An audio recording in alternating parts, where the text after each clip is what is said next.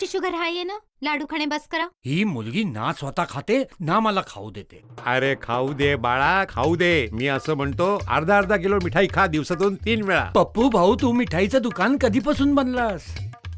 जेव्हापासून मी माझ्या फोनवर ही नवीन बातमी वाचलीये, न्यूज मध्ये आलंय की शास्त्रज्ञांनी नवीन गोळी बनवलीये, मोटा बी गॉन. दिवसातून 1 गोळी खा आणि त्यानंतर हवं तितकं गोड खा. नाही तुमचं वजन वाढेल ना शुगर लेवल. मी तर भाऊ पूर्ण 5,000 रुपयाची ऑर्डर दिलीये. उद्या सकाळपर्यंत येईल सुद्धा. भाऊ वा, ही तर एकदम चांगली गोष्ट सांगितलीस तू. एक सेकंड काका, हे खोटे, हे सर्च करून पहा.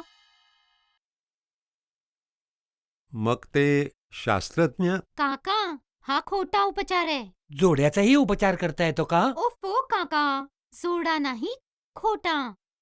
खोट्या उपचाराची, खोट्या रोगाची बातमी लोकांमध्ये पसरवून खोटी आशा किंवा भीती पसरवणे. जेव्हा चमत्कारी उपचार असेल तेव्हा पहिल्यांदा हा विचार करा की ते खोटे तर नाही.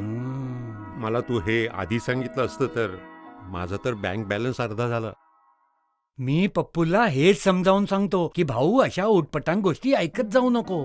अच्छा काका, आणि त्या दिवशी जे तुम्ही फॉरवर्ड वाचून एज रिव्हर्सिंग चमत्कारी गोळी मागवली. अरे बाळा, चुप बस, चुप बस.